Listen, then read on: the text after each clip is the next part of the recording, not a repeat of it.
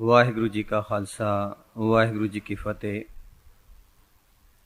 कल असी पढ़िया सी कि सिੱਖੀ ਜੀਵਨ ਲਈ ਤਿੰਨ ਉਪਦੇਸ਼ ਜ਼ਰੂਰੀ ਹਨ: ਸਿਮਰਨ, ਧਿਆਨ ਤੇ ਅਲਿਪਤ ਰਹਿਣਾ। ਸੋ ਅਲਿਪਤ ਰਹਿਣ ਦਾ ਗੁਰਮੁਖ ਹੋਏ ਸੋ ਅਲਿਪਤ ਤੋਂ ਵਰਤੇ ਦਾ ਅੱਧਾ ਲੇਖ ਆਪ ਜੀ ਦੇ ਸਾਹਮਣੇ ਕੱਲ ਪੜਿਆ ਗਿਆ ਸੀ। ਸੋ ਉਹਨਾਂ ਦੇ ਕੁਝ ਨੁਕਤਿਆਂ ਨੂੰ ਫਿਰ ਦੁਹਰਾ ਦਈਏ ਕਿਉਂਕਿ ਕੁਝ ਸੰਗਤਾਂ ਨਵੀਆਂ ਆਈਆਂ ਹਨ। ਅਲਿਪਤ ਕਿਸ ਤੋਂ ਰਹਿਣਾ ਹੈ? ਮਾਇਆ ਤੋਂ। ਮਾਇਆ ਦਾ ਕੀ ਦੋਸ਼ ਹੈ? ਅਸੀਂ ਕੱਲ ਪੜ੍ਹਿਆ ਕਿ ਕਰਮ ਬੰਧਨਾਂ ਵਿੱਚ ਸਾਨੂੰ ਫਸਾ ਕੇ ਜਨਮ ਮਰਨ ਦੇ ਗੇੜੇ 'ਚ ਫਸਾ ਦਿੰਦੀ ਹੈ ਤੇ ਆਪਣੇ ਅਸਲੇ ਤੋਂ ਭੁਲਾ ਦਿੰਦੀ ਹੈ। ਸੋ ਮਾਇਆ ਸਿਰਫ ਰੁਪਏ ਪੈਸੇ ਹੀ ਨਹੀਂ, ਮਾਇਆ ਦੇ ਕਈ ਸਰੂਪ ਹਨ, ਉਹ ਵੀ ਅਸੀਂ ਪੜ੍ਹਿਆ। ਫਿਰ ਮਾਇਕੀ ਕੁਸੰਗਤ ਦੇ ਜਿਤਨੇ ਪੱਖ ਹਨ ਉਸ ਦਾ ਵਿਸਥਾਰ ਸਹਿਤ ਜ਼ਿਕਰ ਆਇਆ। ਕਿਤਾਬੀ ਕੁਸੰਗਤ, ਸ਼ਖਸੀ ਕੁਸੰਗਤ, ਵਾਸ਼ਨਾਵੀ ਕੁਸੰਗਤ, ਖਿਆਲੀ ਕੁਸੰਗਤ, ਮੁਰਦਿਆਂ ਦੀ ਕੁਸੰਗਤ ਇਤਿਆਦਿਕ। ਇਹਨਾਂ ਤੋਂ ਕਿਵੇਂ ਅਲਿਪਤ ਰਹਿਣਾ ਹੈ ਇਸ ਦਾ ਵਿਸਥਾਰ ਵੀ ਅਸੀਂ ਪੜ੍ਹਿਆ। ਫਿਰ ਇਹ ਵੀ ਪੜ੍ਹਿਆ ਕਿ ਅਲਿਪਤ ਉਹ ਗੁਰਸਿੱਖ ਰਹਿੰਦਾ ਹੈ ਜਿਸ ਦਾ ਮੁੱਖ ਗੁਰੂ ਵੱਲ ਹੋਵੇ। ਜੋ ਗੁਰਮੁਖ ਹੋਵੇ ਉਹੀ ਉਹ ਅਲਿਪਤ ਰਹਿ ਸਕਦਾ ਹੈ। ਫਿਰ ਅਲਿਪਤ ਰਹਿਣ ਦੇ ਉਪਦੇਸ਼ ਨੂੰ ਕਮਾਉਣ ਲਈ ਸਾਨੂੰ ਤਾਕਤ ਕਿੱਥੋਂ ਮਿਲੇ ਇਹ ਵੀ ਪੜ੍ਹਿਆ ਕਿ ਸਾਧ ਸੰਗਤ ਵਿੱਚ ਆ ਕੇ ਸਿਮਰਨ ਦੁਆਰਾ ਮਿਲ ਸਾਧ ਸੰਗਤ ਭਜ ਕੇਵਲ ਨਾਮ ਦੀ ਜੁਗਤੀ ਨਾਲ ਹੀ ਅਸੀਂ ਅਲਿਪਤ ਰਹਿ ਸਕਦੇ ਹਾਂ ਤੇ ਨਾਮ ਸਿਮਰਨ ਹੋ ਸਕਦਾ ਹੈ। ਸੋ ਇੱਥੋਂ ਤੱਕ ਅਸੀਂ ਪੜ੍ਹ ਲਿਆ। ਇਹ ਅਲਿਪਤ ਰਹਿਣ ਦੀ ਜਿਤਨੀ ਘਾਲਣਾ ਹੈ ਇਹ ਮਨ ਲਈ ਹੈ। ਵਾਸ਼ਨਾਵਾਂ ਤੋਂ ਕਿਉਂ ਬਚਣਾ ਹੈ ਕਿ ਮਨ ਵਾਸ਼ਨਾਵਾਂ ਦਾ ਨਿਸ਼ਾਨਾ ਨਾ ਬਣੇ। ਇਸ ਦੇ ਖਿਆਲੀ ਵੇਗ ਨੂੰ ਦੂਰ ਕਰਨ ਲਈ, ਇਸ ਨੂੰ ਇਕਾਗਰ ਕਰਨ ਲਈ, ਅੰਤਰਮੁਖੀ ਕਰਨ ਲਈ ਅਸੀਂ ਅਲਿਪਤ ਰਹਿਣਾ ਹੈ। ਸੋ ਇਸ ਕਰਕੇ ਹੁਣ ਗੁਰਮੁਖ ਪਿਆਰਿਆਂ ਨੇ ਸਾਡੀ ਮਨ ਦੀ ਹਾਲਤ ਦਾ ਪਹਿਲਾ ਜਾਇਜ਼ਾ ਲਿਆ। ਫਿਰ ਬਾਅਦ ਵਿੱਚ ਦਰਸਾਇਆ ਮਨ ਕਿਵੇਂ ਉਡਾਰੀਆਂ ਲਾ ਸਕਦਾ ਹੈ ਤੇ ਅਸਲੀ ਅਲਿਪਤ ਰਹਿਣਾ ਕੀ ਹੈ। ਆਓ ਬਾਕੀ ਦਾ ਹਿੱਸਾ ਪਿਆਰ ਨਾਲ ਸਰਵਣ ਕਰੀਏ। ਅਸਲ ਵਿੱਚ ਸਾਨੂੰ ਆਪਣੇ ਮਨ ਦੀ ਅਸਲੀ ਹਾਲਤ ਜਾਂ ਦੁਰਦਸ਼ਾ ਦਾ ਸਹੀ ਗਿਆਨ ਹੀ ਨਹੀਂ ਹੈ, ਕਿਉਂਕਿ ਅਸੀਂ ਆਪਣੀ ਮਨ ਦੀ ਅਸਲੀ ਅਦੋਗਤੀ ਤੋਂ ਬਿਲਕੁਲ ਬੇਪਰਵਾਹ ਤੇ ਅਣਜਾਣ ਹਾਂ ਤੇ ਇਸ ਵੱਲ ਧਿਆਨ ਦੇਣ ਦੀ ਲੋੜ ਹੀ ਨਹੀਂ ਪਾਸਦੀ ਤੇ ਜਾਣ ਬੁੱਝ ਕੇ ਅਵੇਸਲੇ ਤੇ ਮਚਲੇ ਹੋ ਕੇ ਆਪਣੀਆਂ ਆਦਤਾਂ ਤੇ ਸੰਸਕਾਰਾਂ ਦੇ ਵਹਿਣ ਵਿੱਚ ਅੰਨ੍ਹੇਵਾਹ ਰੁੜੀ ਜਾ ਰਹੇ ਹਾਂ। ਧਿਆਨ ਨਹੀਂ ਦਿੰਦੇ ਕਿ ਮਨ ਦੀ ਜਿਹੜਾ ਵਹਿਣ ਹੈ ਕਿਸ ਪਾਸੇ ਵੱਲ ਰੁੜ ਰਿਹਾ ਹੈ। ਬੇਪਰਵਾਹ ਹੋ ਕੇ ਉਹ ਜਿਹੜੀਆਂ ਆਦਤਾਂ ਹਨ, ਜਿਹੜੇ ਪੁਰਾਣੇ ਸੰਸਕਾਰ ਹਨ, ਉਸੇ ਅਨੁਸਾਰ ਜੀ ਰਹੇ ਹਾਂ। ਅਨੋਖੀ ਗੱਲ ਤਾਂ ਇਹ ਹੈ ਕਿ ਜਿੱਥੇ ਆਪ ਤਾਂ ਅਸੀਂ ਅਗਿਆਨਤਾ ਵਿੱਚ ਪਲਚ ਪਲਚ ਸਗਲੀ ਮੁਈ ਝੂਠੇ ਤਨ ਦੇ ਮੋਹ ਵਿੱਚ ਰੁੜ ਰਹੇ ਹਾਂ, ਉੱਥੇ ਦੂਜਿਆਂ ਤੇ ਨੁਕਤਾਚੀਨੀ ਤੇ ਦੂਸ਼ਣ ਲਾਉਣ ਲਈ ਤਿਆਰ ਬਰਤਿਆਰ ਤੇ ਕਾਲੇ ਹੋਏ ਰਹਿੰਦੇ ਹਾਂ। ਆਪਣੀ ਹਾਲਤ ਨਹੀਂ ਦੇਖਦੇ ਕਿ ਮਨ ਕਿੰਨਾ ਇਕਾਗਰ ਹੈ, ਟਿਕਿਆ ਨਹੀਂ ਟਿਕਿਆ, ਪਰ ਦੂਜਿਆਂ ਤੇ ਨੁਕਤਾਚੀਨੀ ਕਰਨੇ ਸ਼ੁਰੂ ਕਰ ਦਿੰਦੇ ਹਾਂ, ਦੂਸ਼ਣ ਲਾਉਣ ਲਈ ਕਾਲੇ ਪਏ ਰਹਿੰਦੇ ਹਾਂ। ਆਪਣੀ ਹਉਮੈ ਤੇ ਅਕਲ ਦੇ ਸਿੰਗ ਤਿੱਖੇ ਕਰਕੇ ਦੂਜਿਆਂ ਨਾਲ ਖਹਿੰਦੇ ਰਹਿੰਦੇ ਹਾਂ ਤੇ ਇਸ ਵਿੱਚ ਆਪਣੀ ਵਡਿਆਈ ਤੇ ਮਾਣ ਸਮਝਦੇ ਹਾਂ। ਐਸੀ ਮਾਨਸਿਕ ਗਿਲਾਨੀ ਵਿੱਚ ਗਲਤਾਨ ਰਹਿਣਾ ਇਹ ਅਲਿਪਤ ਰਹਿਣ ਦੇ ਸਬਕ ਦੇ ਐਨ ਉਲਟ ਹੈ। ਧਿਆਨ ਦੇਣਾ ਜੀ, ਆਪਣੀ ਹਾਲਤ ਤੋਂ ਬੇਪਰਵਾਹ ਤੇ ਦੂਜਿਆਂ ਤੇ ਨੁਕਤਾਚੀਨੀ ਤੇ ਦੂਸ਼ਣ ਲਾਉਣਾ ਇਹ ਅਲਿਪਤ ਰਹਿਣ ਦੇ ਸਬਕ ਤੋਂ ਬਿਲਕੁਲ ਉਲਟ ਗੱਲ ਹੈ। ਸਾਡੀ ਮਾਨਸਿਕ ਦੁਨੀਆ ਵਿੱਚ ਇੱਕ ਹੋਰ ਵੀ ਭੈੜਾ ਨੁਕਸ ਇਹ ਹੈ ਕਿ ਅਸੀਂ ਸਾਰੇ ਖਾਮਖਾ ਫਜ਼ੂਲ ਬੇਲੋੜੀਆਂ ਗੱਲਾਂ ਵਿੱਚ ਆਪਣਾ ਕੀਮਤੀ ਵਕਤ ਵਿਅਰਥ ਗਵਾਏ ਜਾ ਰਹੇ ਹਾਂ। ਧਿਆਨ ਦੇਣਾ ਜੀ, ਜੇ ਗੌਰ ਨਾਲ ਸੋਚੀਏ ਕੋਈ ਜ਼ਰੂਰੀ ਨਹੀਂ ਹੁੰਦਾ ਉਹਨਾਂ ਗੱਲਾਂ ਦਾ, ਪਰ ਆਪਣਾ ਅਮੋਲਕ ਜੀਵਨ ਦੇ ਸਵਾਸ, ਆਪਣਾ ਕੀਮਤੀ ਵਕਤ ਅਜਾਈ ਬੇਲੋੜੀਆਂ ਤੇ ਫਜ਼ੂਲ ਗੱਲਾਂ ਵਿੱਚ ਹੀ ਵਿਅਰਥ ਗਵਾਏ ਜਾ ਰਹੇ ਹਾਂ। ਜਿੱਥੇ ਆਦਮੀ ਕਾਰੋਬਾਰੀ, ਰਾਜਸੀ ਤੇ ਭਾਈਚਾਰਕ ਮਾਮਲਿਆਂ ਵਿੱਚ ਅਜਾਈ ਬਹਿਸ ਕਰਕੇ ਆਪਣਾ ਵਕਤ ਬਰਬਾਦ ਕਰਦੇ ਹਨ, ਉੱਥੇ ਜ਼ਨਾਨੀਆਂ ਖਾਣ ਪੀਣ, ਕੱਪੜੇ, ਗਹਿਣੇ, ਬੱਚਿਆਂ ਤੇ ਸੰਬੰਧੀ ਦੀਆਂ ਗੱਲਾਂ ਜਾਂ ਨਿੰਦਿਆ ਚੁਗਲੀ ਵਿੱਚ ਗਲਤਾਨ ਰਹਿੰਦੀਆਂ ਹਨ। ਇਸ ਤਰ੍ਹਾਂ ਕਿਸੇ ਨੂੰ ਵੀ ਅਲਿਪਤ ਰਹਿਣ ਦੇ ਸਬਕ ਦੀ ਸੋਝੀ ਨਹੀਂ। ਇਸੇ ਕਾਰਨ ਅਸੀਂ ਧਰਮ ਦੇ ਦੈਵੀ ਗੁਣਾਂ ਤੋਂ ਦੂਰ ਅਤੇ ਵਾਂਝੇ ਜਾ ਰਹੇ ਹਾਂ। ਜੇ ਕਿਸੇ ਨੇ ਸ਼ਹਿਰਾਂ ਵਿੱਚ ਸੱਟੇ ਦਾ ਬਾਜ਼ਾਰ ਦੇਖਿਆ ਹੋਵੇ ਤਾਂ ਉਹਨਾਂ ਨੂੰ ਪਤਾ ਹੋਵੇਗਾ ਕਿ ਉੱਥੇ ਬੇਅੰਤ ਵਪਾਰੀਆਂ ਦੇ ਇਕੱਠ ਹੁੰਦਾ ਹੈ ਤੇ ਉਹ ਉੱਚੀਆਂ ਉੱਚੀ ਬੋਲੀਆਂ ਦਿੰਦੇ ਹਨ, ਜਿਸ ਕਾਰਨ ਉੱਥੇ ਰੋਲ ਕਚੋਲਾ ਪਿਆ ਰਹਿੰਦਾ ਹੈ। ਐਨ ਇਸੇ ਤਰ੍ਹਾਂ ਸਾਡੇ ਮਨ ਰੂਪੀ ਸੱਟੇ ਦੇ ਬਾਜ਼ਾਰ ਵਿੱਚ ਕਈ ਕਿਸਮ ਦੇ ਸ਼ਖਸੀ ਜਾਂ ਖਿਆਲੀ ਮਾਇਕੀ ਵਪਾਰੀਆਂ ਨੇ ਦਿਨ ਰਾਤ ਭੜਥੂ ਮਚਾਇਆ ਹੋਇਆ ਹੈ। ਜਿਹੜਾ ਆਪਣੇ ਮਨ ਨੂੰ ਖੋਜਦੇ ਹਨ ਉਹਨਾਂ ਨੂੰ ਪਤਾ ਹੈ ਕਿ ਮਨ ਦੇ ਅੰਦਰ ਕਿਤਨੀ ਖਿਆਲੀ ਵੇਗ, ਕਲਪਨਾਵਾਂ, ਵਲਵਲੇ, ਕਿਤਨਾ ਭੜਥੂ ਮਚਿਆ ਹੋਇਆ ਹੈ, ਜਿਸ ਕਾਰਨ ਸਾਡਾ ਮਨ ਇੱਕ ਖਿਣ ਲਈ ਵੀ ਨਹੀਂ ਟਿਕਦਾ। ਇਹ ਓਪਰੀ ਖਿਆਲੀ ਤੇ ਫਜ਼ੂਲ ਦੁਨੀਆ ਅਸੀਂ ਆਪਣੇ ਮਨ ਵਿੱਚ ਵਸਾਈ ਹੋਈ ਹੈ ਤੇ ਇਸ ਆਪੂ ਸਹੇੜੀ ਖਿਆਲੀ ਬੇਲੋੜੀ ਦੁਖਦਾਈ ਦੁਨੀਆ ਨਾਲ ਹੀ ਸਾਡਾ ਮਨ ਹਰ ਵੇਲੇ ਗਲਤਾਨ ਹੋਇਆ ਰਹਿੰਦਾ ਹੈ ਤੇ ਅਸੀਂ ਅਮੋਲਕ ਜੀਵਨ ਨੂੰ ਪਲਜ ਪਲਜ ਸਗਲੀ ਮੂਈ ਝੂਠੇ ਤਨ ਦੇ ਮੂੰਹ ਅਨਸਾਰ ਅਜਾਈ ਗਵਾ ਰਹੇ ਹਾਂ। ਸੋ ਬਾਹਰਲੇ ਵੈਰੀਆਂ ਤੋਂ ਤਾਂ ਬਚਾਅ ਹੋ ਸਕਦਾ ਹੈ, ਪਰ ਬੁੱਕਲ ਵਿੱਚ ਰਹਿੰਦੇ ਵੈਰੀਆਂ ਤੋਂ ਬਚਣ ਦਾ ਕੋਈ ਸਾਧਨ ਹੀ ਨਹੀਂ ਹੈ, ਕਿਉਂਕਿ ਅੰਦਰਲੇ ਵੈਰੀਆਂ ਦੇ ਗੁੱਜੇ ਵਾਰਾਂ ਤੋਂ ਤਾਂ ਅਸੀਂ ਹਮੇਸ਼ਾ ਹੀ ਮਾਰ ਖਾਂਦੇ ਰਹਿੰਦੇ ਹਾਂ। ਇਸ ਤਰ੍ਹਾਂ ਸਾਡੀ ਅੰਦਰਲੀ ਇਹ ਆਪੂ ਵਸਾਈ ਤੇ ਪਾਲੀ ਹੋਈ ਖਿਆਲੀ ਦੁਨੀਆ ਦੇ ਅਜਾਈ ਰੁਝੇਵਿਆਂ ਦੇ ਭੜਥੂ ਵਿੱਚ ਅਤ ਦੁਖੀ ਹੋ ਕੇ ਨਰਕਮਈ ਜੀਵਨ ਭੁਗਤ ਰਹੇ ਹਾਂ। ਸੋ ਸ਼ਾਂਤ ਅਤੇ ਅਲਿਪਤ ਰਹਿਣ ਦਾ ਤਾਂ ਕਿਸੇ ਨੂੰ ਚੇਤਾ ਹੀ ਨਹੀਂ ਆਉਂਦਾ ਤੇ ਨਾ ਹੀ ਇਸ ਦੀ ਲੋੜ ਪ੍ਰਤੀਤ ਹੁੰਦੀ ਹੈ। ਜਿਹੜੀ ਅਸੀਂ ਵਸਾ ਲਏ ਆਪਣੇ ਅੰਦਰ, ਉਸ ਖਿਆਲੀ ਦੁਨੀਆ ਵਿੱਚ ਹੀ ਗਲਤਾਨ ਰਹਿੰਦੇ ਹਾਂ, ਨਰਕਮਈ ਜੀਵਨ ਭੋਗਦੇ ਹਾਂ। ਸੋ ਸ਼ਾਂਤ ਤੇ ਅਲਿਪਤ ਰਹਿਣ ਦਾ ਤਾਂ ਕਿਸੇ ਨੂੰ ਚੇਤਾ ਹੀ ਨਹੀਂ ਆਉਂਦਾ ਤੇ ਨਾ ਲੋੜ ਪ੍ਰਤੀਤ ਹੁੰਦੀ ਹੈ। ਇਸ ਵਿਸ਼ੇ ਤੇ ਗੁਰਬਾਣੀ ਇਉਂ ਉਪਦੇਸ਼ ਦਿੰਦੀ ਹੈ, ਸ਼ੇਖਾ ਚੌਚਕਿਆ ਚੌਵਾਇਆ ਇਹ ਮਨ ਇਕਤ ਕਰ ਆਣ, ਇਹ ਹੜ ਤੇ ਹੜ ਛੱਡ ਤੂੰ ਗੁਰ ਕਾ ਸ਼ਬਦ ਪਛਾਣ। ਚਿੰਤਤ ਹੀ ਦੀਸੈ ਸਭ ਕੋਏ, ਚੇਤੈ ਏਕ ਤਹੀਂ ਸੁਖ ਹੋਏ। ਪਰ ਅਸੀਂ ਇਹਨਾਂ ਉਪਦੇਸ਼ਾਂ ਤੋਂ ਇਲਾਵਾ ਬਾਕੀ ਸਾਰੀ ਬਾਣੀ ਨੂੰ ਵੀ ਓਪਰੇ ਜੇ ਮਨ ਨਾਲ ਪੜ੍ਹ ਸੁਣ ਛੱਡਦੇ ਹਾਂ, ਪਰ ਇਹਨਾਂ ਦੇ ਅੰਤਰੀ ਭਾਵਾਂ ਵੱਲ ਧਿਆਨ ਤਾਂ ਕੀ ਦੇਣਾ ਸੀ, ਧਿਆਨ ਦੇਣ ਦੀ ਲੋੜ ਹੀ ਪ੍ਰਤੀਤ ਨਹੀਂ ਕਰਦੇ, ਕਮਾਉਣ ਦਾ ਖਿਆਲ ਵੀ ਨਹੀਂ ਆਉਂਦਾ। ਇਹ ਹਕੀਕਤ ਹੈ। ਹੁਕਮਨਾਮਾ ਸੁਣਦੇ ਹਾਂ, ਗੁਰਬਾਣੀ ਸੁਣਦੇ ਹਾਂ, ਮਹਾਂਪੁਰਖਾਂ ਦੇ ਲੇਖ ਸੁਣਦੇ ਹਾਂ, ਸੁਣ ਕੇ ਇੱਕ ਕੰਨ ਵਿੱਚ ਪਾ ਕੇ ਦੂਜੇ ਚੋਂ ਕੱਢ ਛੱਡਦੇ ਹਾਂ। ਅਸੀਂ ਇਹਨਾਂ ਉਪਦੇਸ਼ਾਂ ਤੋਂ ਇਲਾਵਾ ਬਾਕੀ ਸਾਰੀ ਬਾਣੀ ਨੂੰ ਵੀ ਓਪਰੇ ਜੇ ਮਨ ਨਾਲ ਪੜ੍ਹ ਸੁਣ ਛੱਡਦੇ ਹਾਂ, ਪਰ ਇਹਨਾਂ ਦੇ ਅੰਤਰੀ ਭਾਵਾਂ ਵੱਲ ਕਦੇ ਧਿਆਨ ਤਾਂ ਕੀ ਦੇਣਾ ਸੀ, ਧਿਆਨ ਦੇਣ ਦੀ ਲੋੜ ਵੀ ਨਹੀਂ ਪ੍ਰਤੀਤ ਕਰਦੇ, ਕਮਾਉਣ ਦਾ ਖਿਆਲ ਵੀ ਨਹੀਂ ਆਉਂਦਾ। ਸਾਡਾ ਮਨ ਦਿਨ ਰਾਤ ਅਨੇਕ ਚਿੰਤਨ ਵਿੱਚ ਰੁੱਝਿਆ ਰਹਿੰਦਾ ਹੈ, ਪਰ ਗੁਰਬਾਣੀ ਦਾ ਤਾਂ ਸਾਫ਼ ਹੁਕਮ ਹੈ, ਚੇਤੈ ਏਕ, ਯਾਨੀ ਇੱਕ ਚਿੰਤਨ ਵਿੱਚ ਮਨ ਲਾਈ ਰੱਖਣਾ ਹੈ। ਸਾਡੇ ਹਉਮੈ ਵੇੜੇ ਮਨ ਨੂੰ ਗੁਰੂ ਸਾਹਿਬਾਂ ਨੇ ਸ਼ੇਖਾ ਚੌਚਕਿਆ ਚੌਵਾਇਆ ਦੇ ਡੂੰਘੇ ਕਟਾਖ ਭਰੇ ਸ਼ਬਦਾਂ ਨਾਲ ਸੰਬੋਧਨ ਕਰਕੇ ਤਾੜਨਾ ਕੀਤੀ ਹੈ ਕਿ ਅਨੇਕਾਂ ਰੁਝੇਵਿਆਂ ਵਿੱਚ ਗਲਤਾਨ ਹੋ ਕੇ ਕੁਸੰਗਤ ਕਰਨ ਦੀ ਬਜਾਏ ਇਕਤ ਘਰ ਆਉਣ ਦੀ ਸਿੱਖਿਆ ਲਵੇ, ਯਾਨੀ ਇੱਕ ਨਾਮ ਦੇ ਘਰ ਵਾਸਾ ਕਰੇ। ਇਹ ਤਾਂ ਹੀ ਹੋ ਸਕਦਾ ਹੈ ਜਦ ਅਸੀਂ ਅਲਿਪਤ ਰਹਿਣ ਦਾ ਸਬਕ ਸਿੱਖ ਕੇ ਆਪਣੀ ਅਲਪ ਬੁੱਧੀ ਦੀ ਇਹੜ ਤੇੜ ਦੀ ਸਿਆਣਪ ਛੱਡ ਕੇ ਗੁਰੂ ਦਾ ਪਰਮ ਤਤ ਰੂਪ ਸ਼ਬਦ ਨੂੰ ਪਛਾਣੀਏ। ਧਿਆਨ ਦੇਣਾ ਜੀ, ਗੁਰੂ ਤਾਂ ਸਾਡਾ ਗੁਰੂ ਹੀ ਹੈ, ਉਸ ਦਾ ਹੁਕਮ ਤਾਂ ਮੰਨਣਾ ਚਾਹੀਦਾ ਹੈ। ਤੇ ਉਸ ਦੇ ਹੁਕਮ ਨੂੰ ਮੰਨਣ ਲਈ ਕੀ ਕਰਨਾ ਚਾਹੀਦਾ ਹੈ ਕਿ ਅਨੇਕਾਂ ਰੁਝੇਵਿਆਂ ਵਿੱਚ ਗਲਤਾਨ ਹੋ ਕੇ ਕੁਸੰਗਤ ਕਰਨ ਦੀ ਬਜਾਏ ਇਕਤ ਘਰ ਆਉਣ ਦੀ ਸਿੱਖਿਆ ਲਈਏ, ਯਾਨੀ ਇੱਕ ਨਾਮ ਦੇ ਘਰ ਵਾਸਾ ਕਰੀਏ। ਇਹ ਤਾਂ ਹੀ ਹੋ ਸਕਦਾ ਹੈ ਜਦ ਅਸੀਂ ਅਲਿਪਤ ਰਹਿਣ ਦਾ ਸਬਕ ਸਿੱਖ ਕੇ ਆਪਣੀ ਅਲਪ ਬੁੱਧੀ ਦੀ ਇਹੜ ਤੇੜ ਦੀ ਸਿਆਣਪ ਛੱਡ ਕੇ ਗੁਰੂ ਦਾ ਪਰਮ ਤਤ ਰੂਪ ਸ਼ਬਦ ਨੂੰ ਪਛਾਣੀਏ। ਸਰਦੀਆਂ ਵਿੱਚ ਆਪਾਂ ਠੰਡ ਤੋਂ ਬਚਣ ਲਈ ਗਰਮ ਕੱਪੜੇ ਤੇ ਰਜਾਈਆਂ ਆਦਿ ਦੀ ਵਰਤੋਂ ਕਰਦੇ ਹਾਂ।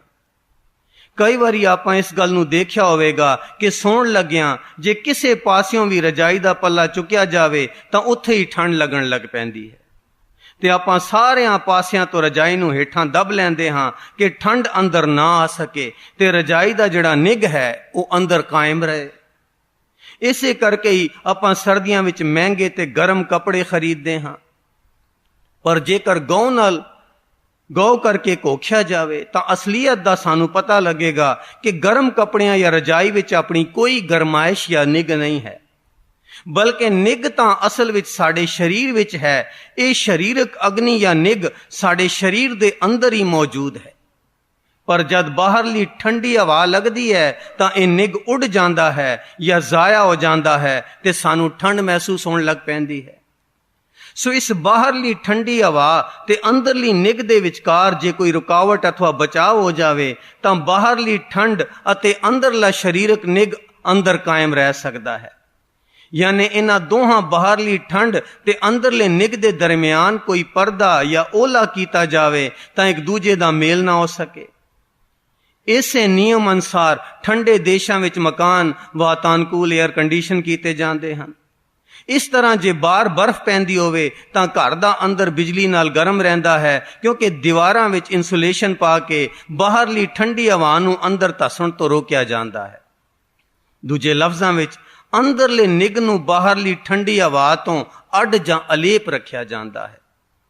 ਬਿਲਕੁਲ ਇਸੇ ਤਰ੍ਹਾਂ ਸਾਡੇ ਅੰਤਰਾਤਮੇ ਇਲਾਹੀ ਪ੍ਰੀਤ ਪ੍ਰੇਮ ਰਸ ਚਾਉ ਦਾ ਸੋਮਾ ਹੈ।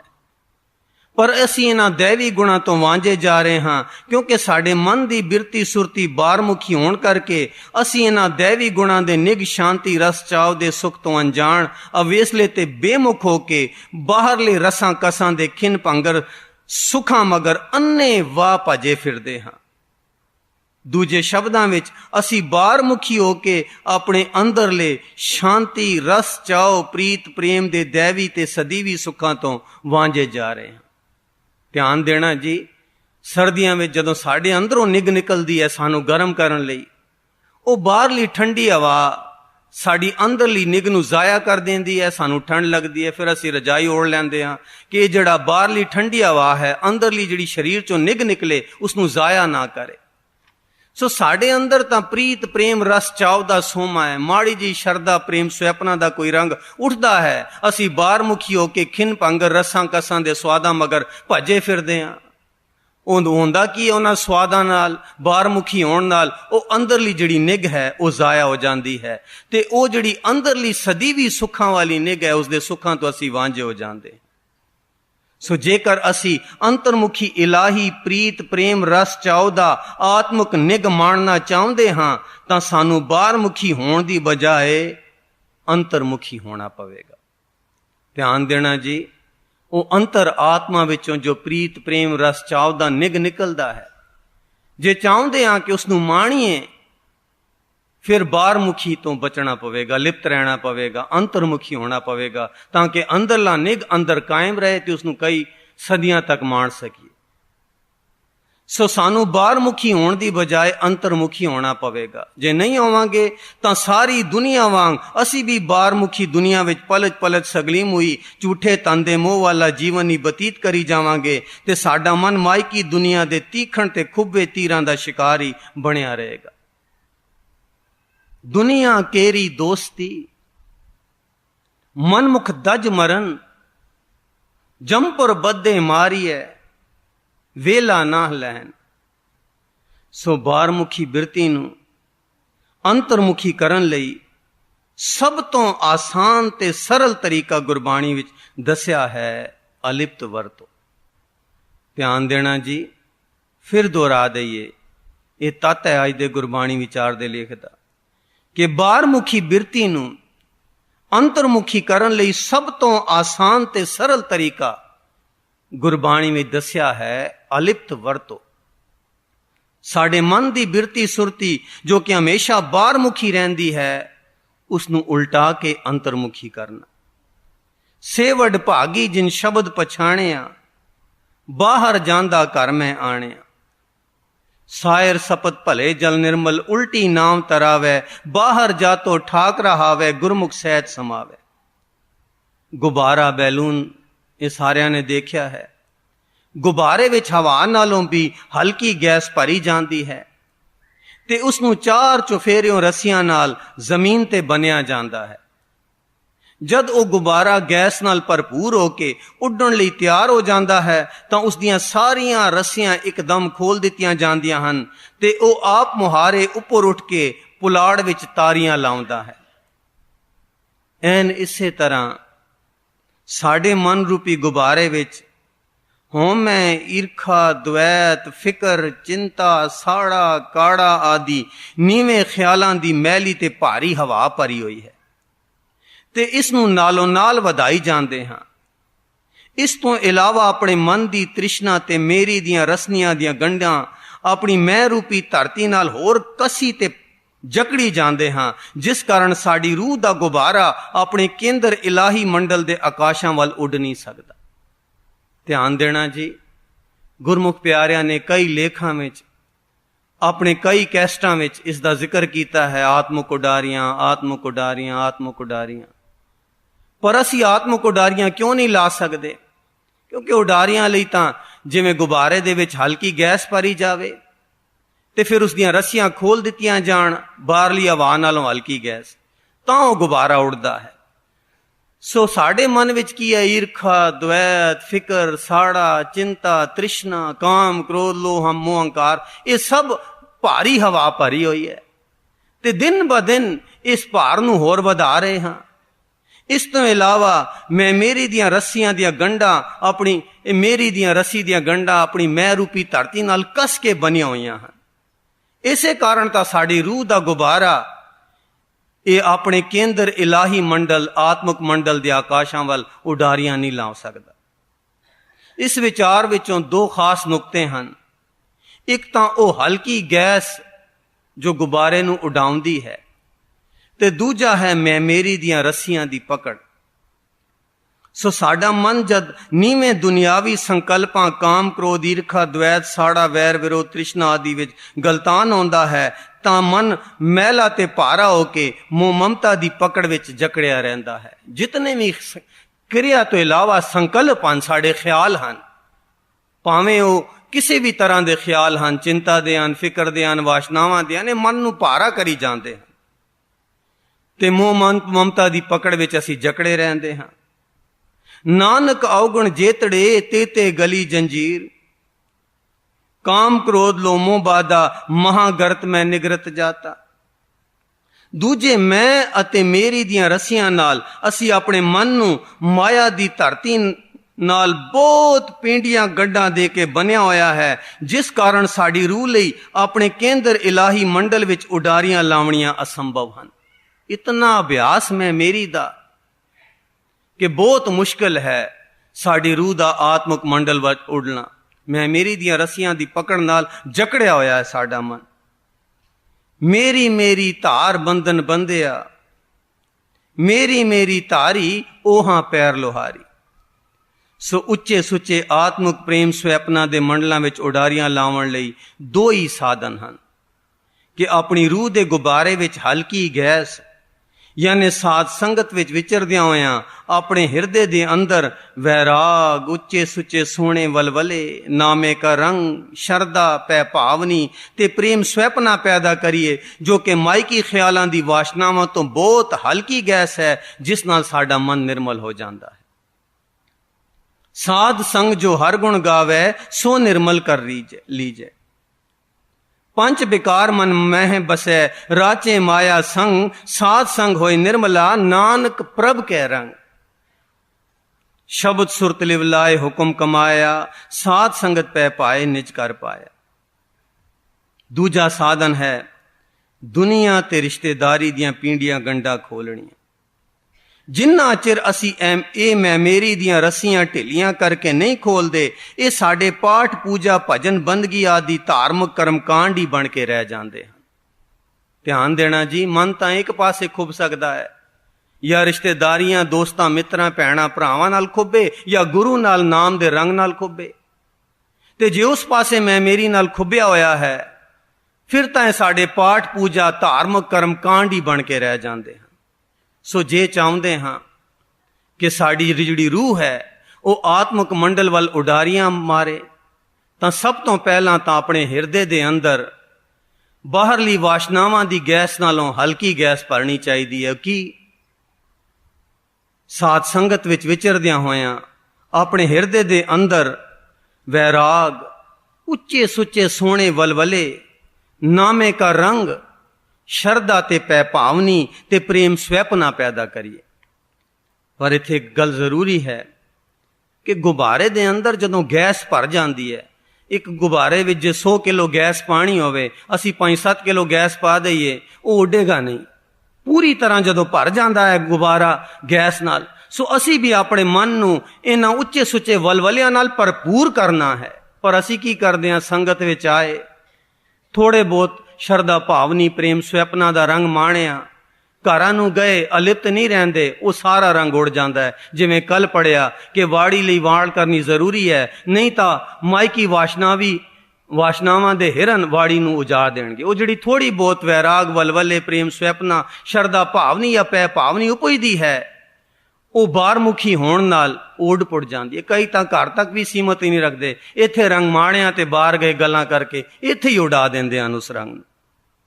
ਸੋ ਇੱਕ ਤਾਂ ਆਪਣੇ ਅੰਦਰ ਵਾਸ਼ਨਾਵਾਂ ਕਾਮ ਕ੍ਰੋਧ ਲੋਭ ਮੋਹ ਹੰਕਾਰ ਦੀ ਬਜਾਏ ਵੈਰਾਗ ਪੈ ਭਾਵਨੀ ਸ਼ਰਧਾ ਭਾਵਨੀ ਪ੍ਰੇਮ ਸੁਪਨਾ ਦੇ ਉੱਚੇ ਸੁੱਚੇ ਵਲਵਲੇ ਜੋ ਕਿ ਸਾਧ ਸੰਗਤ ਦੇ ਜਿਹੜਾ ਨਾਮ ਰੰਗ ਦਾ ਮਾਹੌਲ ਇੱਥੋਂ ਪ੍ਰਾਪਤ ਹੁੰਦੇ ਹਨ, ਉਸ ਨਾਲ ਆਪਣੇ ਹਿਰਦੇ ਨੂੰ ਭਰਪੂਰ ਕਰੀਏ। ਇਹ ਰੰਗ ਉੱਡੇ ਨਾ, ਇਸ ਲਈ ਅਲਿਪਤ ਰਹੀਏ।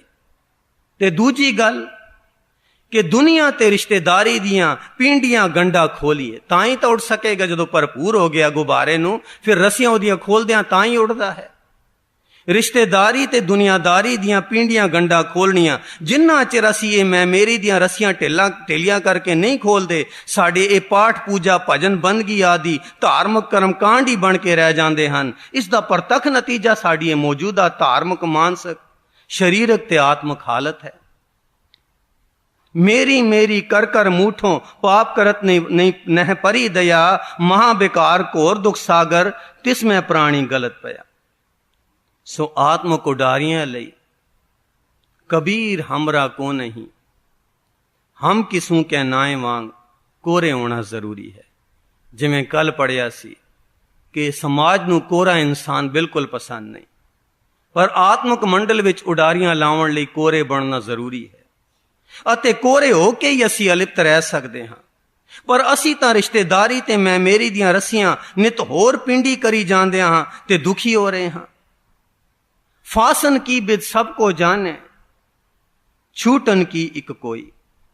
ਸੋ ਮੈਂ ਮੇਰੀ ਵਿੱਚ ਫਸਣਾ ਤਾਂ ਹਰ ਕੋਈ ਜਾਣਦਾ ਹੈ। ਧਿਆਨ ਦੇਣਾ ਜੀ, ਇਹ ਹਕੀਕਤ ਹੈ। ਛੋਟੇ ਬੱਚੇ ਨੂੰ ਦੇਖੋ, ਜ਼ਿੱਦ ਕਰਦਾ ਹੈ ਕਿ ਮੇਰੀ ਗੱਲ ਪੂਰੀ ਹੋਵੇ, ਖਿਲੌਣਾ ਦਿਓ, ਇਹ ਮੇਰਾ ਹੈ, ਦੂਜੇ ਨੂੰ ਨਹੀਂ ਦੇਣਾ। ਉਹ ਮੈਂ ਮੇਰੀ ਤਾਂ ਬਚਪਨ ਤੋਂ ਚਲਦੀ ਹੈ। ਫਿਰ ਜਿਉਂ ਸਮਾਜਿਕ ਦੁਨੀਆ ਤੇ ਆਇਆ, ਰਾਜਨੀਤਿਕ ਦੁਨੀਆ, ਹਰ ਪਾਸੇ ਕੋਸ਼ਿਸ਼ ਕਰਦਾ ਮੇਰੀ ਗੱਲ ਮੰਨੀ ਜਾਵੇ, ਮੇਰੀ ਇੱਜ਼ਤ ਹੋਵੇ, ਮੇਰਾ ਹੁਕਮ ਚੱਲੇ।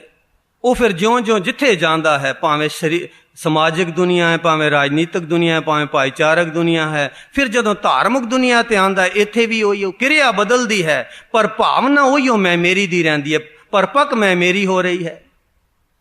ਸੋ ਮੈਂ ਮੇਰੀ ਵਿੱਚ ਫਸਣਾ ਤਾਂ ਹਰ ਕੋਈ ਜਾਣਦਾ ਹੈ, ਪਰ ਮਾਇਆ ਰੂਪੀ ਸਦੀਵੀ ਕੈਦ ਜਾਂ ਫੰਦੇ ਤੋਂ ਛੁੱਟਣ ਲਈ ਸਾਨੂੰ ਉਹਨਾਂ ਗੁਰਮੁਖ ਪਿਆਰਿਆਂ ਮਹਾਂਪੁਰਖਾਂ ਕੋਲੋਂ ਵਿਧੀ ਸਿੱਖਣੀ ਪਵੇਗੀ, ਜੋ ਅਲਿਪਤ ਰਹਿਣ ਦਾ ਸਬਕ ਕਮਾ ਕੇ ਇਸ ਝੂਠੇ ਤਨ ਦੇ ਮੋਹ ਤੋਂ ਸੁਰਖਰੂ ਹੋ ਚੁੱਕੇ ਹਨ। ਅਤੇ ਜਿੰਨੀ ਚੱਲਣ ਜਾਣਿਆ ਸੇ ਕਿਉਂ ਕਰੇ ਵਿਥਾਰ ਦਾ ਹੁਕਮ ਦੀ ਪਾਲਣਾ ਕਰਦੇ ਹਨ। ਪਰ ਇਹੋ ਜਿਹੇ ਬਖਸ਼ੇ ਹੋਏ ਮਹਾਂਪੁਰਖ ਦੁਨੀਆ ਤੇ ਵਿਰਲੇ ਹੀ ਹੁੰਦੇ ਹਨ। ਅਖੌਤੀ ਸਾਧ ਸੰਤ ਉਹ ਵੀ ਆਪਣੀ ਵਡਿਆਈ ਚਾਹੁੰਦੇ ਹਨ, ਪਰ ਸੱਚੇ ਮਹਾਂਪੁਰਖ ਜਿਹੜੇ ਅਲਿਪਤ ਰਹਿ ਕੇ ਇਸ ਝੂਠੀ ਦੁਨੀਆ ਤੋਂ ਸੁਰਖਰੂ ਹੋ ਗਏ ਹਨ, ਇਹੋ ਜਿਹੇ ਮਹਾਂਪੁਰਖਾਂ ਦੀ ਸੰਗਤ ਜਦੋਂ ਮਿਲਦੀ ਹੈ ਤਾਂ ਇਨਸਾਨ ਅਲਿਪਤ ਰਹਿਣ ਦੀ ਜਾਚ ਸਿੱਖਦਾ ਹੈ। ਗੁਰ ਪ੍ਰਸਾਦ ਦਿਖਿਆ ਪਰ ਹਰੇ, ਮਨ ਕੀ ਬਾਸਨਾ ਮਨ ਤੇ ਟਰੈ, ਇੰਦਰੀ ਜਿਤ ਪੰਜ ਦੋਖ ਤੇ ਰਹਿਤ, ਨਾਨਕ ਕੋਟ ਮਦੇ ਕੋ ਐਸਾ ਅਪਰਸ। ਭਾਉ ਭਗਤ ਭਗਵਾਨ ਸੰਗ, ਮਾਇਆ ਲਿਪਤ ਨ ਰੰਚ, ਨਾਨਕ ਬਿਰਲੇ ਪਾਈਐ ਜੋ ਨ ਰਚੈ ਪਰਪੰਚ।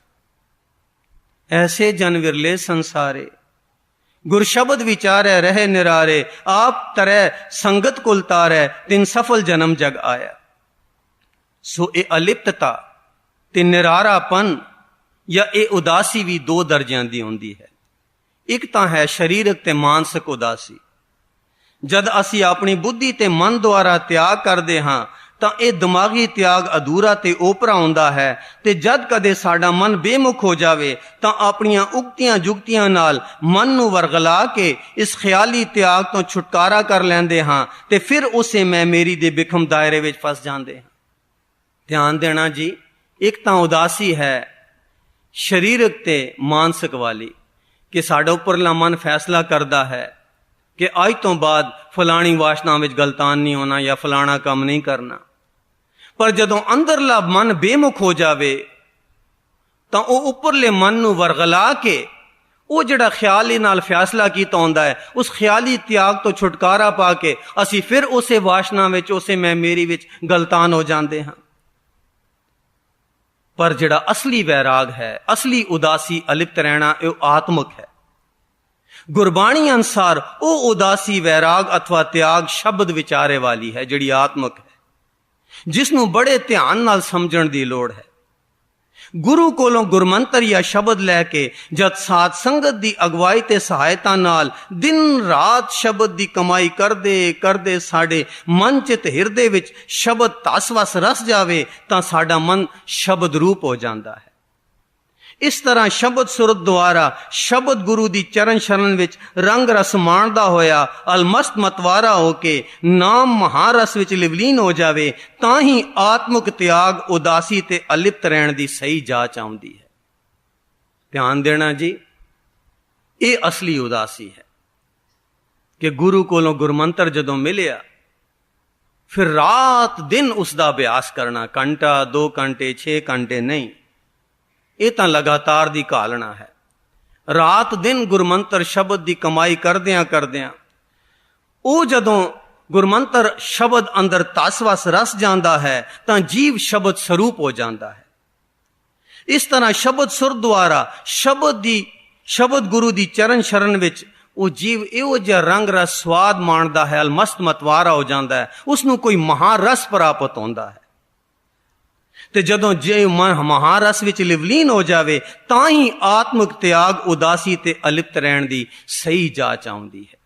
ਉਸ ਵੇਲੇ ਫਿਰ ਜੀ ਨਹੀਂ ਕਰਦਾ ਨਾ ਕਿਸੇ ਨੂੰ ਮਿਲਣ ਨੂੰ, ਨਾ ਕਿਸੇ ਨਾਲ ਗੱਲ ਕਰਨ ਨੂੰ, ਕਿਉਂਕਿ ਅੰਦਰਲਾ ਸਵਾਦ ਇੰਨਾ ਉੱਚਾ ਹੁੰਦਾ ਹੈ ਕਿ ਬਾਹਰ ਮੁਖੀ ਹੋਣ ਨਾਲ ਉੱਡਦਾ ਹੈ, ਫਿਰ ਜ਼ਾਇਆ ਨਹੀਂ ਹੋਣ ਦਿੰਦਾ, 1 ਸੈਕਿੰਡ ਵੀ ਆਪਣੇ ਅੰਦਰ ਮਸਤ ਰਹਿੰਦਾ ਹੈ। ਸੋ ਅਸਲੀ ਆਤਮਿਕ ਅਲਿਪਤਤਾ ਤਾਂ ਉਹੀ ਹੈ ਕਿ ਸ਼ਬਦ ਦੀ ਕਮਾਈ ਕਰੀਏ ਰਾਤ ਦਿਨ ਤੇ ਉਹ ਅੰਦਰ ਧਸ ਵਸ ਰਸ ਜਾਵੇ, ਕਿ ਉਹ ਜ਼ਾਇਆ ਨਾ ਹੋ ਜਾਵੇ ਜਿਹੜੀ ਕਮਾਈ ਅਸੀਂ ਕਰਦੇ ਹਾਂ। ਇਸ ਲਈ ਇਹ ਜਿਹੜਾ ਪਿਛਲਾ ਬਾਹਰਲਾ ਅਲਿਪਤ ਰਹਿਣ ਦਾ ਸਬਕ ਹੈ, ਇਸ ਨੂੰ ਨਾਲ ਨਾਲ ਕਮਾਉਣਾ ਹੈ ਕਿ ਜਿਹੜੀ ਸਾਡੀ ਖੇਤੀ ਹੈ ਉਹ ਪਰਫੁੱਲਤ ਜਿਹੜੀ ਥੋੜੀ ਬਹੁਤ ਹੁੰਦੀ ਹੈ ਉਜੜ ਨਾ ਜਾਵੇ, ਪੂਰੀ ਤਰ੍ਹਾਂ ਪਰਫੁੱਲਤ ਹੋ ਕੇ ਸਾਨੂੰ ਫਲ ਦੇਵੇ। ਸੋ ਸ਼ਬਦ ਦੀ ਕਮਾਈ ਕਰਨ ਨਾਲ ਜਿਹੜਾ ਕੱਲ ਅਸੀਂ ਜਿਤਨੇ ਵੀ ਤਰੀਕੇ ਪੜ੍ਹੇ ਸੀ ਅਲਿਪਤ ਰਹਿਣ ਦੇ, ਉਹ ਵੀ ਆਪਣੇ ਜੀਵਨ ਵਿੱਚ ਢਾਲੀਏ ਤੇ ਨਾਲ ਨਾਲ ਰਾਤ ਦਿਨ ਸ਼ਬਦ ਦੀ ਕਮਾਈ ਕਰੀਏ। ਸ਼ਬਦ ਦੀ ਕਮਾਈ ਕਰਦਿਆਂ ਕਰਦਿਆਂ ਜਦੋਂ ਅਸੀਂ ਆਪ ਹੀ ਸ਼ਬਦ ਸਰੂਪ ਹੋ ਗਏ, ਫਿਰ ਸ਼ਬਦ ਗੁਰੂ ਦੀ ਚਰਨ ਸ਼ਰਨ ਵਿੱਚ ਉਹ ਜਦੋਂ ਮਹਾਰਸ ਤੇ ਸਵਾਦ ਮਾਣਾਂਗੇ, ਉਸ ਵੇਲੇ ਫਿਰ ਆਪਣੇ ਆਪ ਅਲਿਪਤ ਰਿਹਾ ਜਾਏਗਾ। ਚਰਨ ਕਮਲ ਮਕਰੰਦ ਰਸ ਲੁਬੰਤ ਹੋਏ, ਮਾਇਆ ਮੈਂ ਉਦਾਸ ਦਾਸ ਬਿਰਲੋ ਬੈਰਾਗੀ ਹੈ। ਮਾਇਆ ਮੈਂ ਉਦਾਸ ਬਾਸ ਬਿਰਲੋ ਬੈਰਾਗੀ ਹੈ। ਅਸਲ ਵਿੱਚ ਮਨ ਨੂੰ ਕੋਈ ਹਰੀ ਅੰਗੂਰੀ ਵਾਂਗ ਮਜ਼ੇਦਾਰ ਸਵਾਦਲੀ ਚਾਟ ਚਾਹੀਦੀ ਹੈ, ਜਿਸ ਨੂੰ ਉਹ ਰਸ ਮਾਣ ਕੇ ਅਲਮਸਤ ਮਤਵਾਰਾ ਹੋ ਸਕੇ। ਜਿੰਨਾ ਚਿਰ ਮਨ ਨੂੰ ਕੋਈ ਉਚੇਰੀ ਚੰਗੇਰੀ ਸਵਾਦਲੀ ਚਾਟ ਨਹੀਂ ਮਿਲਦੀ, ਉਹਨਾਂ ਚਿਰ ਇਸ ਦਾ ਨੀਵੀਆਂ ਰਸਾਂ ਕਸਾਂ ਵਿੱਚ ਗਲਤਾਨ ਹੋ ਕੇ ਮਸਤ ਰਹਿਣਾ ਲਾਜ਼ਮੀ ਹੈ। ਕਿਉਂਕਿ ਗੁਰਬਾਣੀ ਦਾ ਫਰਮਾਨ ਹੈ, ਇਹ ਰਸ ਛਾੜੇ ਉਹ ਰਸ ਆਵਾ, ਉਹ ਰਸ ਪੀਆ ਇਹ ਰਸ ਨਹੀਂ ਪਾਵਾ। ਇਸ ਲਈ ਨੀਵੇਂ ਰਸਾਂ ਕਸਾਂ ਦੀ ਚਾਟ ਉੱਤੇ ਰੀਝੇ ਹੋਏ ਮਨ ਨੂੰ ਕਿਸੇ ਉੱਚੇ ਸੁੱਚੇ ਪ੍ਰੀਤ ਪ੍ਰੇਮ ਰਸ ਚਾਓ ਅਥਵਾ ਨਾਮ ਦੇ ਮਹਾਰਸ ਵੱਲ ਪ੍ਰੇਰਨ ਲਈ ਉਹਨਾਂ ਮਹਾਪੁਰਖਾਂ ਬਖਸ਼ੇ ਹੋਏ ਗੁਰਮੁਖ ਪਿਆਰਿਆਂ ਦੀ ਸੰਗਤ ਅਥਵਾ ਸਾਧ ਸੰਗਤ ਦੀ ਅਤਿਅੰਤ ਲੋੜ ਹੈ। ਧਿਆਨ ਦੇਣਾ ਜੀ, ਇਹ ਬੜਾ ਜ਼ਰੂਰੀ ਨੁਕਤਾ ਹੈ, ਕਿਉਂਕਿ ਜਦੋਂ ਸ਼ਬਦ ਦੀ ਕਮਾਈ ਕਰਾਂਗੇ ਅੰਦਰ ਧਸੇਗਾ, ਵਸੇਗਾ, ਰਸੇਗਾ, ਸ਼ਬਦ ਸਰੂਪ ਹੋਏਗਾ ਤਾਂ ਮਹਾਰਸ ਆਵੇਗਾ। ਉਸ ਤੋਂ ਪਹਿਲਾਂ ਫਿਰ ਤਾਂ ਗਲਤਾਨ ਰਹੇਗਾ, ਮਾਇਆ ਵਿੱਚ ਨਿਕਲ ਨਹੀਂ ਸਕੇਗਾ। ਇਸ ਲਈ ਉਸ ਤੋਂ ਪਹਿਲਾਂ ਸਾਨੂੰ ਮਹਾਪੁਰਖਾਂ ਦੀ ਸੰਗਤ ਕਰਨੀ ਚਾਹੀਦੀ ਹੈ, ਕਿਉਂਕਿ ਉਹਨਾਂ ਦੇ ਔਰੇ ਦੇ ਵਿੱਚ ਨਾਮ ਦਾ ਰੰਗ ਵਰਤਦਾ ਹੈ ਤੇ ਮਨ ਮਹਿਸੂਸ ਹੁੰਦਾ ਹੈ, ਹਾਂ ਕੋਈ ਮਹਾਰਸ ਹੈ, ਉਸ ਵੱਲ ਪ੍ਰੇਰਿਆ ਜਾਂਦਾ ਹੈ। ਸੋ ਇਸ ਲਈ ਨੀਵੇਂ ਰਸਾਂ ਕਸਾਂ ਦੀ ਚਾਟ ਉਤੇ ਰੀਝੇ ਹੋਏ ਮਨ ਨੂੰ ਕਿਸੇ ਉੱਚੇ ਸੁੱਚੇ ਪ੍ਰੀਤ ਪ੍ਰੇਮ ਰਸ ਚਾਵ ਅਥਵਾ ਨਾਮ ਦੇ ਮਹਾਰਸ ਵੱਲ ਪ੍ਰੇਰਨ ਲਈ ਉਹਨਾਂ ਮਹਾਪੁਰਖਾਂ ਬਖਸ਼ੇ ਹੋਏ ਗੁਰਮੁਖ ਪਿਆਰਿਆਂ ਦੀ ਸੰਗਤ ਅਥਵਾ ਸਾਧ ਸੰਗਤ ਦੀ ਅਤਿਅੰਤ ਲੋੜ ਹੈ, ਜਿਹੜੇ ਆਪ ਸਦਾ ਨਾਮ ਦੇ ਅਨੁਭਵੀ ਪ੍ਰਕਾਸ਼ ਵਿੱਚ ਇਲਾਹੀ ਪ੍ਰੇਮ ਸਵੈਪਨਾ ਦਾ ਰੰਗ ਰਸ ਮਾਣਦੇ ਹਨ, ਜਿਸ ਕਰਕੇ ਇਹਨਾਂ ਦੇ ਮਨ ਉਤੇ ਮਾਇਕੀ ਰੰਗਤ ਦਾ ਅਸਰ ਹੀ ਨਹੀਂ ਹੁੰਦਾ अथवा अंजन माए निरंजन रही है, जोग जुगत एवं पाई अनुसार सहज सुभाए अलिप्त वरतदे हैं। हरक सोग दों ते मुक्ते सदा अलिप्त जोग अर जुगते, दिसै सब में सबते रहते पर पार ब्रह्म का ओए ध्यान तरते। उहाँ रस में उआऊं सुख पाया, नानक लिपत नहीं तै माया। दिसै सब संग रहे अलेपा, न व्यापै उन्माई, एक रंग तत् के बेते सदगुर ते बुध पाई। प्रेम भगत गुण गावन गीदे पोहत नहीं संसार, गुरमुख अलिप्त लेप कदे ना लागे, सदा रहे शरणाई। सो अलिप्त रहण दा ਇਹੋ ਹੀ ਇੱਕੋ ਇੱਕ ਸੌਖਾ ਸਾਧਨ ਹੈ, ਜਿਸ ਨਾਲ ਸਾਡਾ ਮਨ ਮਾਇਆ ਰੂਪੀ ਚਾੜ ਦੇ ਰਸਾਂ ਕਸਾਂ ਤੋਂ ਉੱਠ ਕੇ ਇਲਾਹੀ ਮਹਾਰਸ ਵੱਲ ਪ੍ਰੇਰਿਆ ਜਾ ਸਕਦਾ ਹੈ, ਜਾਂ ਮਨ ਦੀ ਰੁਚੀ ਨੂੰ ਉਲਟਾ ਕਰਕੇ ਬਦਲਿਆ ਜਾ ਸਕਦਾ ਹੈ। ਇਹੋ ਹੀ ਅਸਲੀ ਤੇ ਪੱਕੀ ਸਹਿਜ ਉਦਾਸੀ ਹੈ। ਫਿਰ ਦੁਹਰਾ ਦਈਏ ਕਿਹੜੀ? ਮਹਾਂਪੁਰਖਾਂ ਦੀ ਸੰਗਤ ਵਿੱਚ ਆ ਕੇ ਨਾਮ ਦਾ ਰੰਗ ਮਾਣਨਾ ਤੇ ਨਾਲ ਦੇ ਨਾਲ ਸ਼ਬਦ ਦੀ ਕਮਾਈ ਕਰਨਾ। ਇਹ ਨਾਮ ਦਾ ਰੰਗ ਜ਼ਾਇਆ ਨਾ ਹੋਵੇ, ਇਸ ਲਈ ਬਾਹਰ ਤੋਂ ਅਲਿਪਤ ਆਪਣੇ ਆਪ ਨੂੰ ਰੱਖਣਾ, ਹਰ ਤਰ੍ਹਾਂ ਦੀ ਕੁਸੰਗਤ ਤੋਂ। ਇਹੋ ਹੀ ਅਸਲੀ ਤੇ ਪੱਕੀ ਸਹਿਜ ਉਦਾਸੀ ਹੈ। ਇਸ ਤਰ੍ਹਾਂ ਹੀ ਅਸੀਂ ਆਪਣੇ ਮਨ ਨੂੰ ਸੰਪੂਰਨ ਤੌਰ ਤੇ ਗੁਰੂ ਦੇ ਸਮਰਪਣ ਕਰ ਸਕਦੇ ਹਾਂ ਤੇ ਮਾਇਆ ਤੋਂ ਪੂਰਨ ਤੌਰ ਤੇ ਅਲਿਪਤ ਰਹਿ ਸਕਦੇ ਹਾਂ। ਇਸ ਤਰ੍ਹਾਂ ਗੁਰੂ ਪਿਆਰ ਵਿੱਚ ਸੰਪੂਰਨ ਸਮਰਪਣ ਹੀ ਸਭ ਤੋਂ ਸੌਖਾ ਤੇ ਸਹਿਜ ਸਾਧਨ ਹੈ। ਅਧੂਰਾ ਸਮਰਪਣ ਕੀ ਕਿ ਸੇਵਾ ਵੀ ਕਰ ਲਈ, ਥੋੜਾ ਬਹੁਤ ਨਾਮ ਵੀ ਜਪ ਲਿਆ, ਫਿਰ ਉੱਥੇ ਜਾ ਕੇ ਖਚਤ ਵੀ ਹੋ ਗਏ ਮਾਇਆ ਦੇ ਵਿੱਚ, ਇਹ ਅਧੂਰਾ ਸਮਰਪਣ ਹੈ। ਸੋ ਅਸਲੀ ਤਿਆਗ ਤਾਂ ਗੁਰੂ ਪਿਆਰ ਵਿੱਚ ਸੰਪੂਰਨ ਸਮਰਪਣ ਹੀ ਸਭ ਤੋਂ ਸੌਖਾ ਤੇ ਸਹਿਜ ਸਾਧਨ ਹੈ। ਫੱਫੇ ਫਾਈ ਸਭ ਜਗ ਫਾਸਾ, ਜਮ ਕੇ ਸਗਲ ਬੰਦ ਲਿਆ, ਗੁਰ ਪ੍ਰਸਾਦੀ ਸੇਨਰ ਉਬਰੇ, ਜੇ ਹਰ ਸਰਣਾਗਤ ਭਜ ਪਿਆ। ਗੁਰਮੁਖ ਹੋਏ ਸੋ ਕਰੇ ਵਿਚਾਰ, ਉਸ ਅਲਿਪਤ ਤੋਂ ਰਹਿਣਾ, ਹਰ ਨਾਮ ਜਪੈ ਆਪ ਉਧਰੈ, ਉਸ ਪਿੱਛੇ ਡੁੱਬਦੇ ਵੀ ਤਰਨਾ। ਸਾਧ ਸੰਗਤ ਪਉ ਭਾਉ ਸਹਿਜ ਬੈਰਾਗ ਹੈ, ਅੰਤਰ ਗੁਰਮਤਿ ਚਾਉ ਅਲਿਪਤ ਅਦਾਗ ਹੈ, ਅਲਿਪਤ ਅਦਾਗ ਹੈ। ਸਾਧ ਸੰਗਤ ਸਚ ਸੁਹੇਲਾ, ਗੁਰਮੁਖ ਸਾਧ ਸੰਗਤ ਲਿਵਲਾਈ, ਬੇਦ ਕਤੇਬੋਂ ਬਾਹਰਾ, ਜੰਮਣ ਮਰਨ ਅਲਿਪਤ ਰਹਾਈ। ਗੁਰਮੁਖ ਸੁਖ ਫਲ ਸਾਧ ਸੰਗ, ਮਾਇਆ ਅੰਦਰ ਕਰਨ ਉਦਾਸੀ। ਸਾਧ ਸੰਗਤ ਪੈ ਪਾਏ ਵਿੱਚ ਭਗਤ ਵਛਲ ਕਰ ਅਛਲ ਛਲਣਾ, ਜਲ ਵਿੱਚ ਕਵਲ ਅਲਿਪਤ ਹੋਏ, ਆਸ ਨਿਰਾਸ ਵਲੋਵੇ ਵਲਣਾ। ਪਰ ਗੁਰਬਾਣੀ ਦਾ ਉਪਦੇਸ਼ ਹੈ, ਅੰਦਰੋਂ ਜਿਨ ਕਾ ਮੋਹ ਟੁੱਟਾ, ਤਿਨ ਕਾ ਸ਼ਬਦ ਸਚੈ ਸਵਾਰਿਆ। ਅੰਦਰੋਂ ਜਿਨ ਕਾ ਮੋਹ ਟੁੱਟਾ, ਤਿਨ ਕਾ ਸ਼ਬਦ ਸਚੈ ਸਵਾਰਿਆ। ਗੁਰਬਾਣੀ ਦੇ ਹੁਕਮ ਨੂੰ ਪਾਲਣ ਨਾਲ ਹੀ ਸਾਡਾ ਮਨ ਆਪਣੇ ਆਪ ਸਹਿਜ ਸੁਭਾਏ ਮੈਂ ਮੇਰੀ ਤੋਂ ਤਿਆਗੀ, ਉਦਾਸੀ, ਨਿਰਾਰਾ ਤੇ ਅਲਿਪਤ ਰਹਿ ਸਕਦਾ ਹੈ। ਅਲਿਪਤ ਰਹਿਣ ਵਿੱਚ ਸਹਾਇਕ ਗੁਰਬਾਣੀ ਦੀਆਂ ਹੇਠ ਲਿਖੀਆਂ ਤੁਕਾਂ ਨੂੰ ਕਮਾ ਕੇ ਹੀ ਅਸੀਂ ਗੁਰਮਤਿ ਅਨੁਸਾਰ ਸਹਿਜ ਅਵਸਥਾ ਦੀ ਪਰਮ ਪਦਵੀ ਤੇ ਪਹੁੰਚ ਸਕਦੇ ਹਾਂ। ਗੁਰਮੁਖ ਅਲਿਪਤ ਰਹੇ ਸੰਸਾਰੇ, ਗੁਰ ਕੈ ਤਕੀਐ ਨਾਮ ਆਧਾਰੇ। ਮਾਇਆ ਮੋਹ ਨਟਬਾਜੀ ਪਾਈ, ਮਨਮੁਖ ਅੰਧ ਰਹੇ ਲਿਪਟਾਈ, ਗੁਰਮੁਖ ਅਲਿਪਤ ਰਹੇ ਲਿਵਲਾਈ। ਅਨ ਦਿਨ ਕੀਰਤਨ ਕੇਵਲ ਬਖਿਆਨ, ਗ੍ਰਸਤ ਮੈਂ ਸੋਈ ਨਿਰਮਾਨ। ਨਾਨਕ ਜੀਵਤਿਆਂ ਮਰ ਰਹੀਏ, ਐਸਾ ਜੋਗ ਕਮਾਈਏ। ਵਾਜੇ ਬਾਜੋ ਸਿੰਘੀ ਵਾਜੈ, ਤਉ ਨਿਰਪਉ ਪਦ ਪਾਈਐ। ਅੰਜਨ ਮਾਹੇ ਨਿਰੰਜਨ ਰਹੀਐ, ਜੋਗ ਜੁਗਤ ਤਉ ਪਾਈਐ। ਅਲਿਪਤ ਗੁਫਾ ਮੈਂ ਰਹੇ ਨਿਰਾਰੇ, ਤਸਕਰ ਪੰਚ ਸ਼ਬਦ ਸੰਗਾਰੇ। ਪਰ ਕਰ ਜਾਏ ਨਾ ਮਨ ਡੋਲਾਏ, ਸਹਿਜ ਨਿਰੰਤਰ ਰਹੋ ਸਮਾਏ। ਸਦਾ ਅਲਿਪਤ ਰਹੇ ਗੁਰ ਸ਼ਬਦੀ, ਸਾਚੇ ਸਿਉ ਚਿਤਲਾਏਂਦਾ। ਪਰ ਕਰ ਜਾਏ ਪਰਾਉਣਾ, ਆਸਾ ਵਿੱਚ ਨਿਰਾਸ ਵਲਾਏ। ਪਾਣੀ ਅੰਦਰ ਕਵਲ ਜਿਉ, ਸੂਰਜ ਧਿਆਨ ਅਲਿਪਤ ਰਹਾਏ। ਸ਼ਬਦ ਸੁਰਤ ਸਤਸੰਗ ਮਿਲ, ਗੁਰ ਚੇਲੇ ਦੀ ਸੰਨ ਮਿਲਾਏ। ਗੁਰਬਾਣੀ ਵਿਚਾਰ ਲੇਖ ਨੰਬਰ 94। ਗੁਰਮੁਖ ਹੋਏ ਸੋ ਅਲਿਪਤੋ ਵਰਤੈ। ਅਲਿਪਤ ਵਰਤਣ ਨੂੰ ਹੋਰ ਸੰਪੂਰਨ ਤੌਰ ਤੇ ਸਮਝਣ ਲਈ ਮਹਾਂਪੁਰਖਾਂ ਦੀਆਂ 5 ਘੰਟੇ ਦੀ 4 ਟਾਕਸ ਨੇ। 43, 44, 45 ਤੇ 46 ਪਰਸਨੈਲਿਟੀ ਦੇ ਸਿਰਲੇਖ ਹੇਠ। ਉਮੀਦ ਹੈ ਸਾਰੀਆਂ ਸੰਗਤਾਂ ਕੋਲੇ ਟਾਕਸ ਹੋਣਗੀਆਂ, ਉਹਨਾਂ ਨੂੰ ਸੁਣਨ ਦੀ ਕਿਰਪਾਲਤਾ ਕਰਨੀ। ਪਰ ਜਿਨ੍ਹਾਂ ਕੋਲ ਨਹੀਂ ਹਨ ਉਹ ਕਿਰਪਾ ਕਰਕੇ ਇੱਕ CD ਲੈ ਜਾਣ, ਇਹ ਜਿਸ ਵਿੱਚ 43, 44, 45, 46 ਨੰਬਰ ਟਾਕ ਹੈ। ਇਸ 5 ਘੰਟੇ ਦੀ ਟਾਕ ਵਿੱਚੋਂ 1.5 ਘੰਟਾ ਮਹਾਂਪੁਰਖਾਂ ਨੇ ਇੱਕ ਰਸ ਅਲਿਪਤ ਰਹਿਣ ਤੇ ਬੋਲਿਆ ਹੈ, ਜੋ ਸਾਡੇ ਜੀਵਨ ਨੂੰ ਸੁਧਾਰਨ ਵਿੱਚ ਬਹੁਤ ਸਹਾਇਕ ਹੋ ਸਕਦਾ ਹੈ। ਸੋ ਇਹ ਮਹਾਂਪੁਰਖਾਂ ਦੀਆਂ ਲੇਖੜੀਆਂ ਤੇ ਇਹ ਸੀੜੀਆਂ ਜ਼ਰੂਰ ਲਿਜਾਣ ਦੀ ਕਿਰਪਾਲਤਾ ਕਰਨੀਆਂ, ਕਿਉਂਕਿ ਇਹ ਹਨ ਜੇ ਅਸੀਂ ਗੁਰਦੁਆਰੇ ਆਉਂਦੇ ਹਾਂ, ਸੰਗਤ ਵਿੱਚ ਹਾਜ਼ਰੀ ਪੜ੍ਹਦੇ ਹਾਂ, ਮੰਤਵ ਇਹ ਹੀ ਹੁੰਦਾ ਹੈ ਕਿ ਜੀਵਨ ਵਿੱਚ ਤਬਦੀਲੀ ਆਵੇ ਤੇ ਆਉਣ ਜਾਣਾ ਸਾਡਾ ਸਫਲ ਹੋਵੇ।